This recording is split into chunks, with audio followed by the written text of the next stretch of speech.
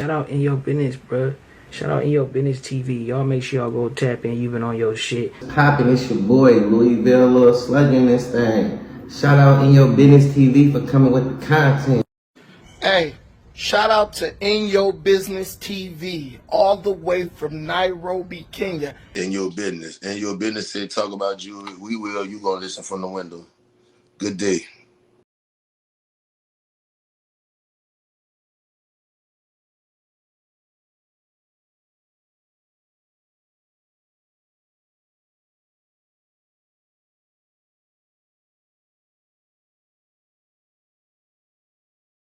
In this video right here, we got rapper Lil Slug breaking down the time he got into a squabble with Duke G's out of San Francisco while locked up in the penitentiary.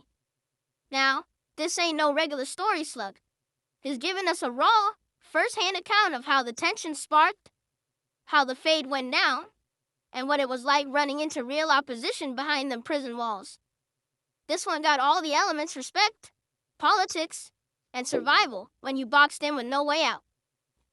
Make sure you tap in, hit that subscribe button, and stay locked with the family because we always bringing you them uncut street stories, straight from the source. YouTube, what's poppin', what's the deal, man? We gonna talk about this time I squabbled somebody in the pen. I had a bunch of fights up in jail, from the county to reception to the main line, but this particular fight was a rapper, so might as well get on YouTube and talk about it, man. I'm seeing everybody do story time about incarceration. Young Aunt Hefe, he doing it every day. DC Baby Draco just did it, and he been doing it. Let me tell y'all a story about a time I fought somebody, man, up in the pen, prison, San Quentin State Prison. Reception. So we locked down, you know, I'm black, I'm talking about the blacks right now. We all locked down. We getting cell fed, and they was taking too long to bring us our food. The others, the Usos, you feel me? People that run the people, the tier runners, the workers, the helpers, trustees, whatever you want to call them.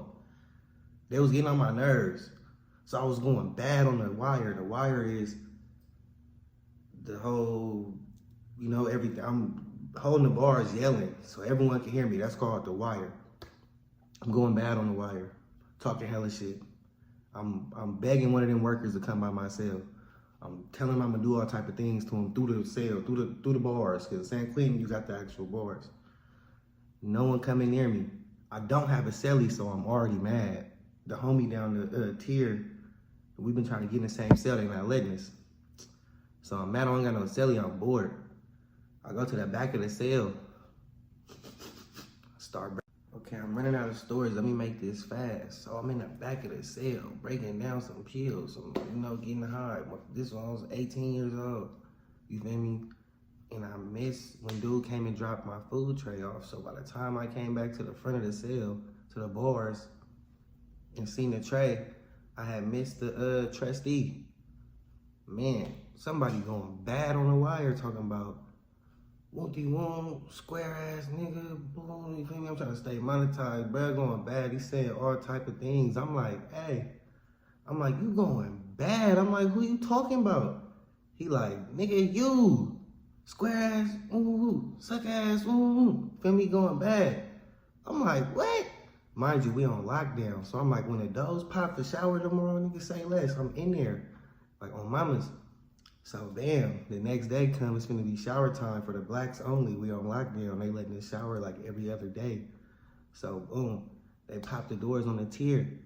I'm already ready. I push up over there with my towel. I'm ready to pass my towel off and go run up in there. Cause you feel me, I'm finna still go shower. So by the time I rock up over there, my homie from L&D, you feel me, Deuce, free Deuce, he coming out dude's cell already. Like, bro, watch out, I already whooped him. I'm like, what? He like, I already whooped him, watch out. So we go shower. I'm like, damn, this nigga, bro. We come back up.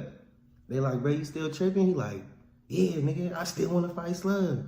Square ass, nigga, ooh. So I run up in there, blending, connect with like foe immediately. Bam, bam, bam, bam, bam. He duck and throw a wild one. I'm talking about a wild one. Connect, boom, something crucial, I ain't gonna lie. Hardest punch I felt ever. It must feel like I woke up while I'm still fighting. I get mad, start whooping him some more. Got him all up on the sink. He catching everything. Bam, bam, boom, boom. He sitting there like this, dreads going crazy. Duke G's from Frisco, affiliate to Yace, rapper, look him up. Whooped on him though. Came up out of there, went back to the cell, had a chipped tooth with to drink some water. It was cold. I'm like, what the hell was that? Realized my tooth was chipped, but man, they requested me to start rapping. I got on a tear, went crazy. When he see this, he gonna know this is spot on, no cap.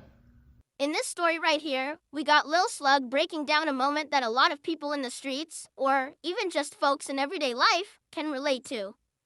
See, when you put yourself in certain situations, whether it's behind them prison walls, on the block, or even just in day-to-day interactions, you can end up having to stand on what you say.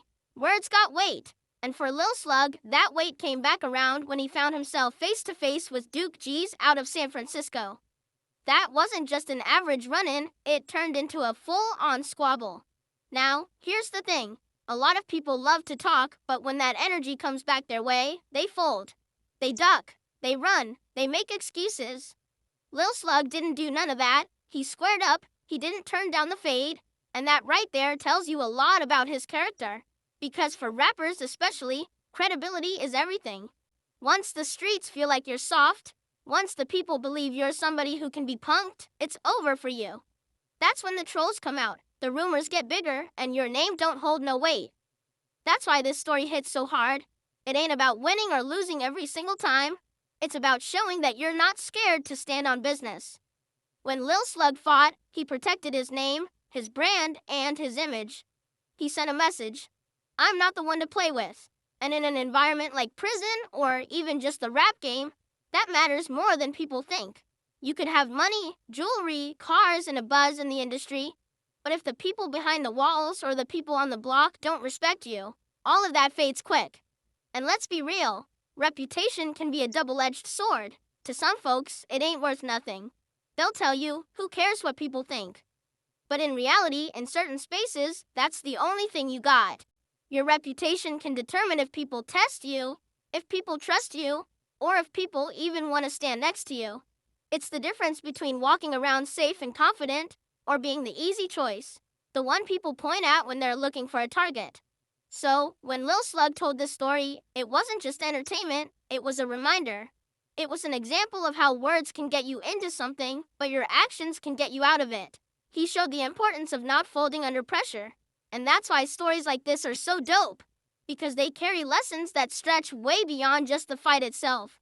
They teach about accountability, about not running from your problems, about standing tall even when it would be easier to back down.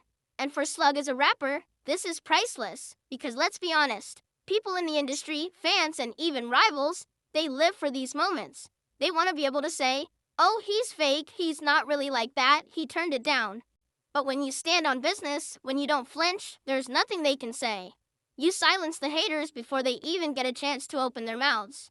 That's why I say, Slug, keep bringing stories like this. This is the kind of raw, uncut content people want to hear. It's not always about glitz and glam, it's about the human side of it. The struggle, the standoffs, the real-life experiences that make the music hit harder. Because at the end of the day, music is storytelling, and the best stories come from truth. So if y'all rocking with this, if you feel the lessons and the realness behind it, do me a favor, hit that subscribe button, become part of the family, and tap in with us. Because we're gonna keep dropping heat like this. Stories that not only entertain, but also remind us why standing on business is everything.